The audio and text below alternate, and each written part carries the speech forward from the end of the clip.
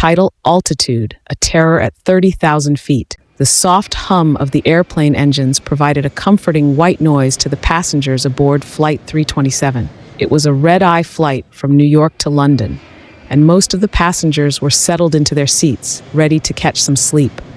The cabin lights were dimmed, and the flight attendants moved quietly through the aisles, ensuring everyone was comfortable. Samantha had always enjoyed flying at night. The twinkling lights of the cities below and the serene darkness of the sky above provided a sense of tranquility. She leaned back in her seat, adjusted her blanket, and closed her eyes. Just as she was about to drift off, a chilling sensation crept up her spine. It was as if the temperature had dropped several degrees in an instant. She opened her eyes and looked around, but everything seemed normal. The other passengers were either asleep or engrossed in their in-flight entertainment. Trying to shake off the eerie feeling, Samantha closed her eyes again. Moments later, a whisper, barely audible, reached her ears. It was a voice, speaking in a language she didn't understand. She sat up straight, her heart pounding. The voice continued, growing slightly louder, but still too faint to make out clearly. She turned to the passenger next to her, an elderly woman who seemed to be fast asleep. Samantha gently nudged her, but the woman didn't stir. The voice persisted, and now it seemed to be coming from all around her, echoing through the cabin. Samantha pressed the call button for the flight attendant. Within moments, a young woman in a crisp uniform appeared. "Is everything okay, ma'am? I keep hearing whispers," Samantha said, her voice trembling. "It's really unsettling." The flight attendant frowned. "Whispers? Are you sure it's not just the sound of the engines?" "No, it's different. It's like someone is speaking right next to me, but I can't see anyone." The attendant glanced around, then leaned in closer. "This isn't the first time we've had reports of strange noises on this flight. Some say it's just the plane's structure settling, but others have different theories." Samantha's curiosity was piqued. "What kind of theories?" The attendant hesitated, then said, "Some believe the plane is haunted. There was an incident a few years ago, a passenger who passed away mid-flight. Ever since then, there have been stories of strange occurrences." A cold chill ran down Samantha's spine. "What happened to the passenger?" The attendant looked around nervously before whispering. "He was found in his seat, completely still, with a look of sheer terror on his face. No one knows what caused it. There were no signs of foul play or medical issues."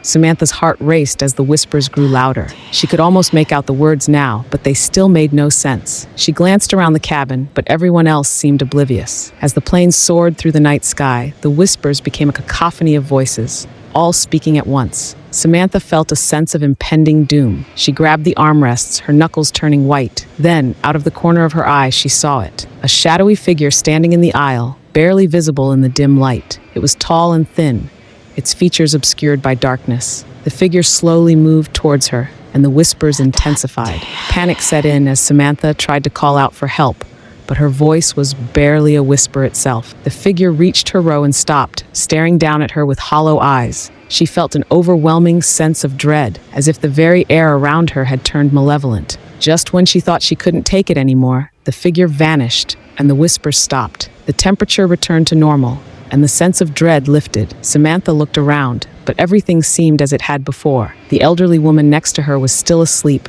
and the other passengers were undisturbed. The flight attendant returned, her face pale. "Are you all right, ma'am?" Samantha nodded slowly. I think so. Did you see it too?" The attendant shook her head. "No, but I've heard similar stories from other passengers. Whatever it is, it seems to be tied to this flight." Samantha spent the rest of the journey wide awake, her eyes darting around the cabin, half expecting the figure to return. When the plane finally landed in London, she was the first to disembark, eager to leave the haunted aircraft behind. As she stepped onto the jet bridge, she took a deep breath, relieved to be back on solid ground.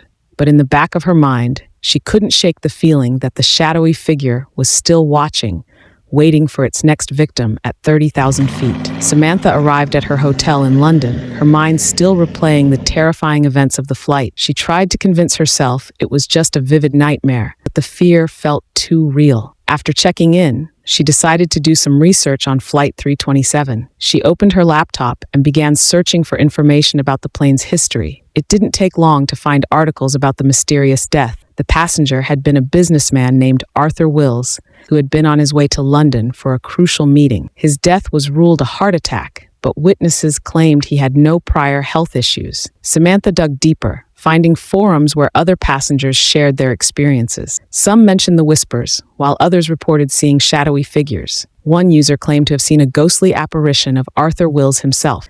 Determined to find answers, Samantha reached out to the user who had seen Wills. The user, who went by the handle Skywatcher, agreed to meet her at a cafe in London. The next day, Samantha met Skywatcher, whose real name was Mark, a middle-aged man with a serious demeanor. "I didn't expect anyone to take my story seriously," he said, sipping his coffee. "I saw something too," Samantha replied.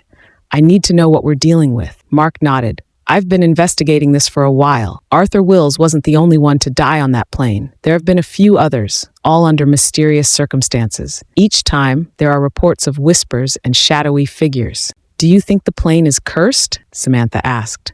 Mark leaned in closer. "I believe something happened to that plane, something that left a mark. It could be a haunting or something more sinister. But whatever it is, it's connected to Arthur Wills." Samantha shuddered. "Is there any way to stop it?" "I've been looking into that," Mark said. "I found a psychic who specializes in dealing with haunted places. Her name is Eliza Moore. If anyone can help us, it's her." Samantha and Mark visited Eliza Moore, a woman in her 60s with an air of quiet confidence.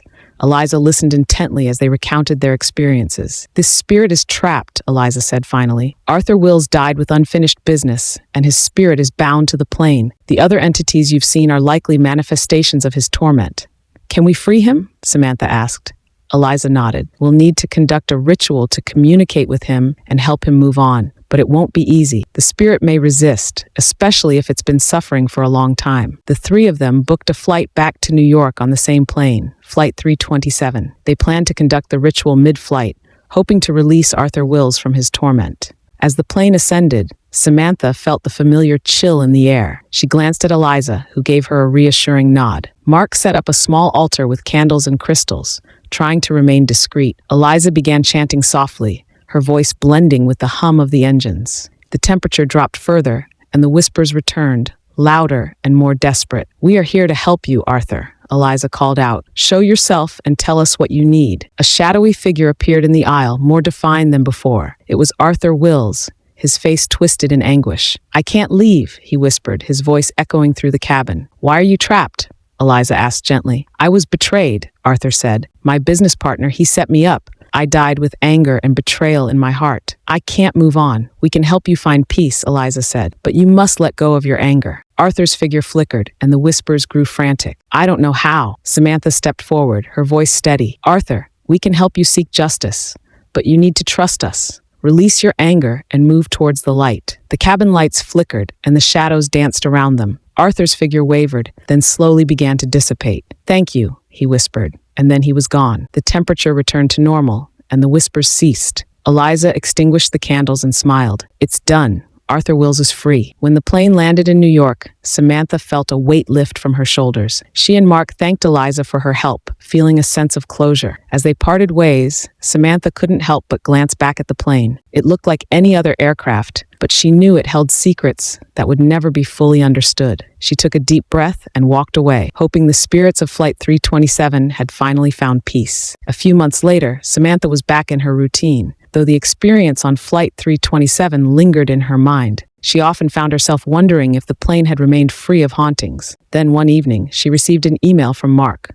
"Samantha, we need to talk. Something's happened." They met at the same cafe in London. Mark looked more haggard than before. He slid a folder across the table to her. Inside were printed emails and letters from other passengers who had taken Flight 327 since their ritual. They described chilling experiences.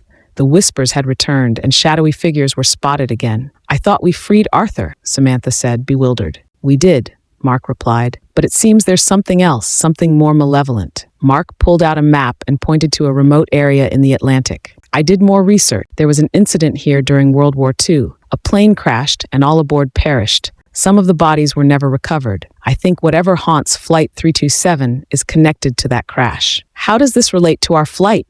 Samantha asked. "The path of Flight 327 crosses directly over the crash site," Mark explained. "I believe the spirits of those lost are drawn to the plane, mistaking it for their own. They decided to return to the psychic, Eliza Moore." Eliza listened carefully and then nodded. "If these spirits are from the crash, they need closure. Their remains need to be found and properly laid to rest." "But how do we find them?" Samantha asked. Eliza's eyes glinted with determination. We need to go to the crash site. Only then can we understand what needs to be done. Samantha, Mark, and Eliza chartered a boat to the remote crash site. The ocean was eerily calm as they approached the coordinates. With modern sonar equipment, they scanned the ocean floor and soon discovered the wreckage, now a mass of twisted metal and debris covered in marine life. Eliza began the ritual on the deck of the boat, chanting and burning incense. Samantha and Mark watched as the water around them seemed to darken. The air grew cold, and whispers rose from the depths, echoing around them. "We acknowledge your presence," Eliza called out. "We are here to help you find peace." The water churned, and ghostly figures began to rise,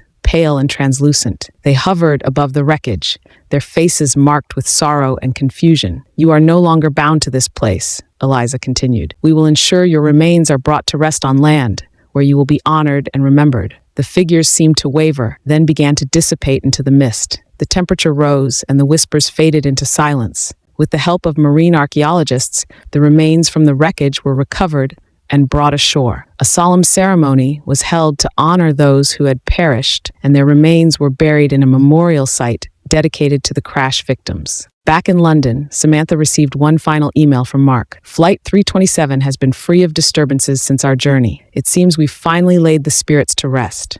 Samantha smiled, feeling a sense of closure. The ordeal had been harrowing, but it had also shown her the power of understanding and compassion in the face of the unknown. She hoped that at last, the souls lost in that tragic crash had found the peace they deserved.